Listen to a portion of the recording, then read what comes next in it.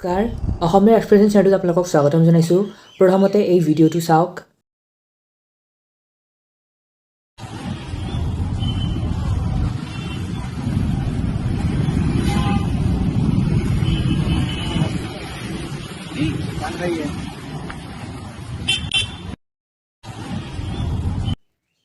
বহুতে এই ভিডিঅ'টো নিশ্চয় চাইছে। এই ইনচিডেণ্টটো লক্ষ্ণৌত হৈছে, যি ছ'চিয়েল মিডিয়াত ভাইৰেল হৈ পৰিছে।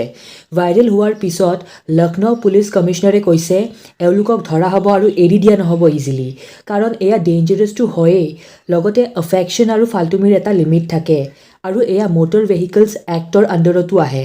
যদি আপুনি গাড়ী চলাই আছে, আশে পাশে মানুহো আছে, আৰু কোনোবা ছোৱালী অপজিট হৈ কোলাত বহি যাই আছে, ভাবক কিমান ডেঞ্জাৰাছ।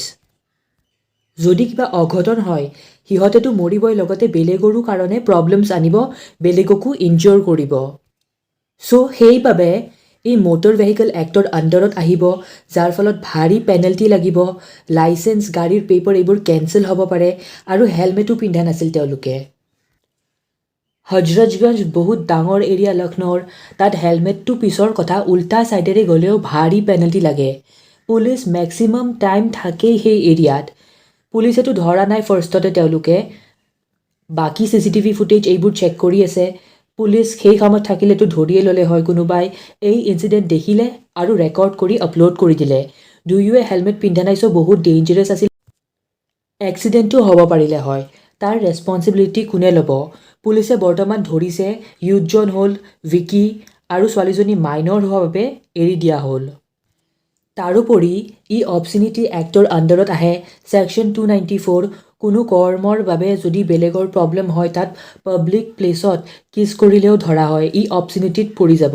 সুপ্ৰিম কোৰ্টে কৈছে অবচিনিটিক প্ৰপাৰলি ডিফাইন কৰিব নোৱাৰি, ই কেছ টু কেছ ডিফাৰেণ্ট।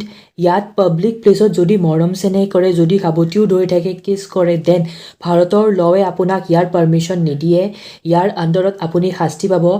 কিন্তু ইয়াতো কনফিউজন আছে, যদি মাকে নিজৰ কেঁচুৱাটোক চুমা খালে, তেন্তে ইও অবচিনিটিত আহিব নেকি?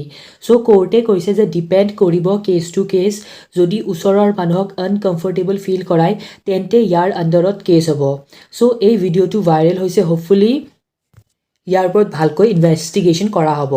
এফেকশ্যন হ'ব লাগে, কিন্তু পাব্লিক প্লেচত এটা লিমিট থাকিব লাগে। চ' আজিৰ কাৰণে এইখিনি। আশা কৰোঁ ভিডিঅ'টো যদি ভাল লাগে, লাইক, শ্বেয়াৰ এণ্ড ছাবস্ক্ৰাইব কৰিব, এণ্ড বেল আইকন প্ৰেছ কৰি ন'টিফিকেশ্যন অল কৰি দিব।